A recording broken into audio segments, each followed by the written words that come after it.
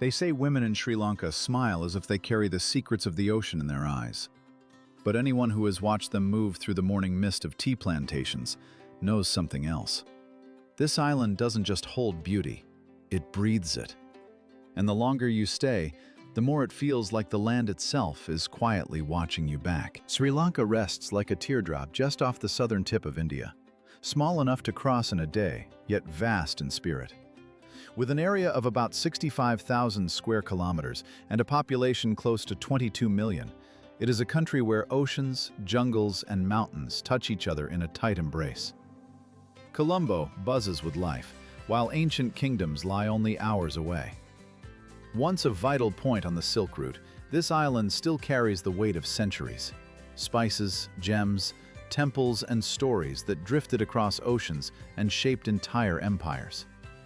For such a small dot on the map, Sri Lanka holds a cultural gravity far larger than its size. Moving through Sri Lanka feels like entering a rhythm that shifts from calm to chaotic in a heartbeat. In Colombo, traffic doesn't flow, it pulses. Buses rush like they're racing invisible rivals, tuk-tuks weave between lanes with impossible confidence, and cars honk not out of anger, but as a language of their own. A 10-minute ride on the map can easily stretch into half an hour under the tropical sun, especially during rush hours when streets swell with office workers, vendors, and school children in crisp white uniforms. Yet step outside the capital, and everything changes. Roads narrow into quiet ribbons cutting through rice fields, coconut groves, and sleepy towns where no one seems in a hurry. The pace slows so much that even cows take their time crossing the road, unconcerned about holding up an entire queue of vehicles. Walking is possible in many urban areas, but the heat and lack of consistent sidewalks can make longer strolls challenging.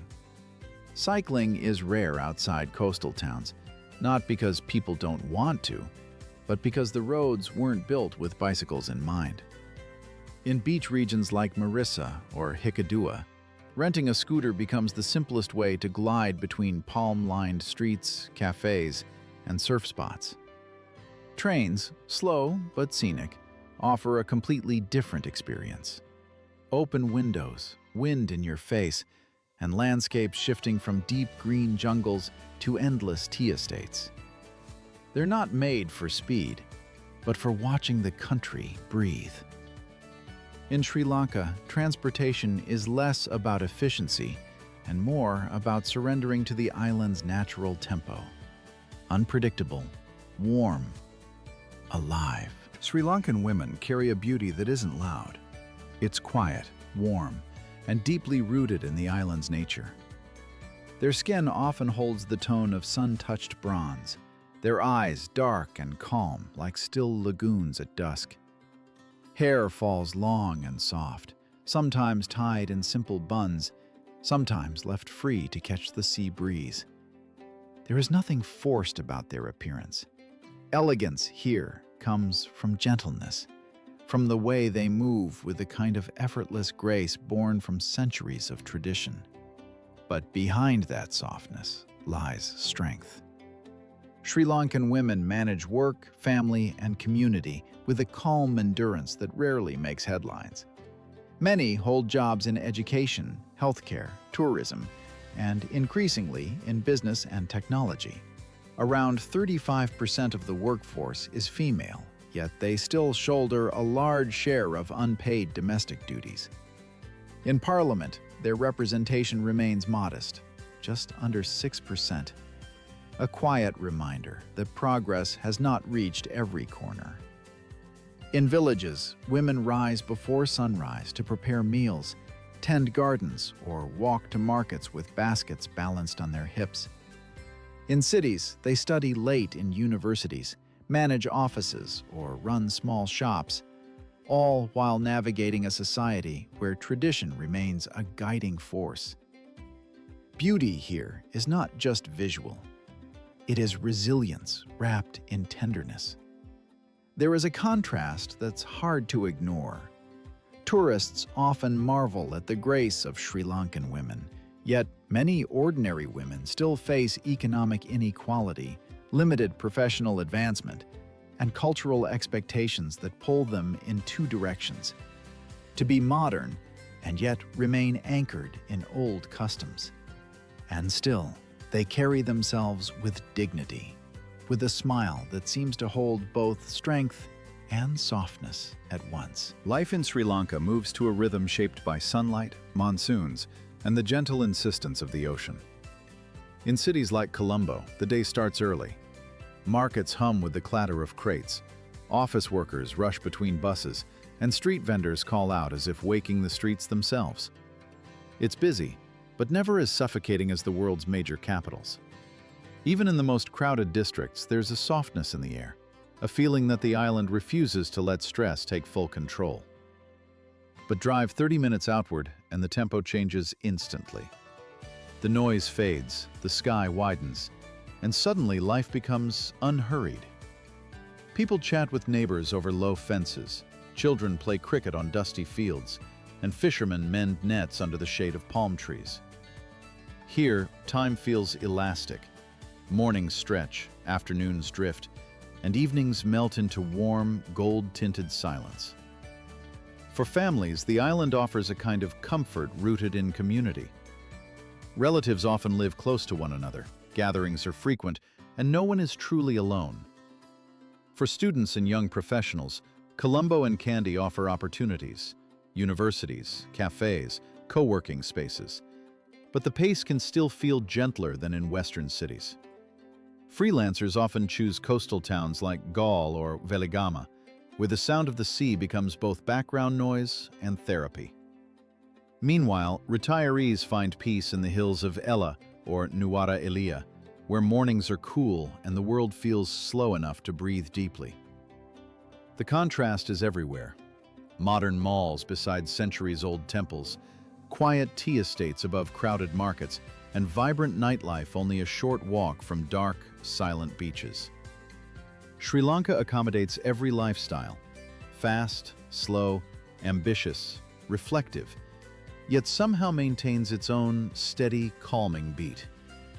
It's a place where you can work if you must, rest if you want, and breathe in a way many people forgot was possible. Sri Lanka feels like a country sculpted by nature, with deliberate softness. Mountains rise gently from the earth, wrapped in swirling mist. Tea fields stretch in perfect green waves, so neat they look hand-painted. And just a few hours away, the coastline opens into endless blue. Beaches where palm trees lean toward the ocean, as if listening to its secrets. The island's landscapes change quickly, almost dramatically. One moment, you're standing by the warm, humid shores of Bentota, and the next, you're climbing toward the cool air of Nuwara Eliya, where temperatures drop and the world suddenly feels like an alpine retreat. Waterfalls hide in deep valleys. Lakes sit still under towering cliffs. National parks like Yala and Wilpatu breathe with wildlife. Elephants, leopards, peacocks, all moving through expanses untouched by modern noise. Air quality depends on where you stand. In Colombo, the air can feel heavy during peak traffic hours, a mix of humidity and urban emissions. But step outside the capital, and the atmosphere clears almost instantly. In hill country, the air tastes fresh, almost sweet, cooled by constant breezes. Along the coast, it carries salt, warmth, and the gentle scent of tropical trees. In rural areas, evenings arrive with the smell of rain, earth, and wood smoke rising from small village kitchens. For those who love outdoor life, Sri Lanka is a quiet paradise. Hiking trails cut through jungles alive with birdsong. Beaches stretch for kilometers with barely a footprint. And small towns invite slow strolls through markets and gardens. Nature isn't a backdrop here. It's part of daily life, shaping the island's pace and offering moments of peace that come effortlessly. Sri Lanka's history feels ancient enough to echo. Every kingdom, every stone, every carved temple wall seems to whisper a story that survived both monsoons and centuries. The island once ruled powerful kingdoms: Anuradhapura, Polonnaruwa, Kandy, each leaving behind stupas, palaces, and statues that still stand with quiet dignity.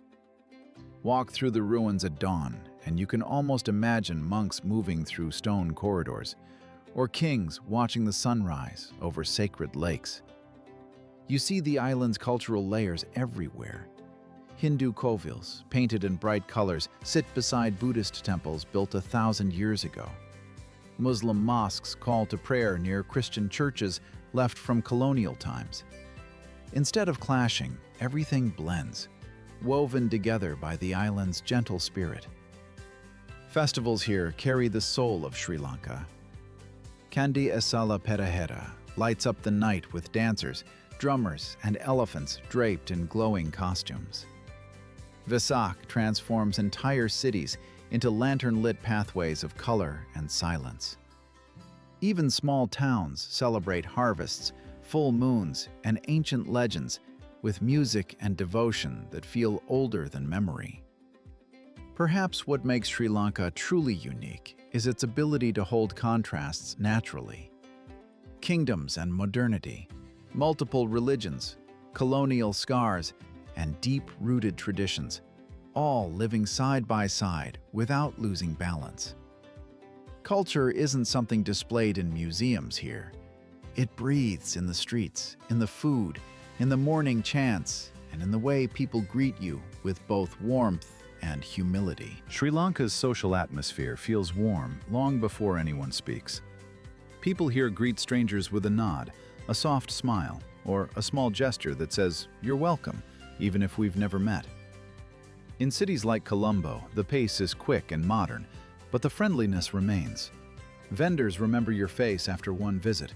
Tuk-tuk drivers ask where you're from with genuine curiosity, and neighbors greet each other as if part of one extended family. In smaller towns, community becomes even more tangible.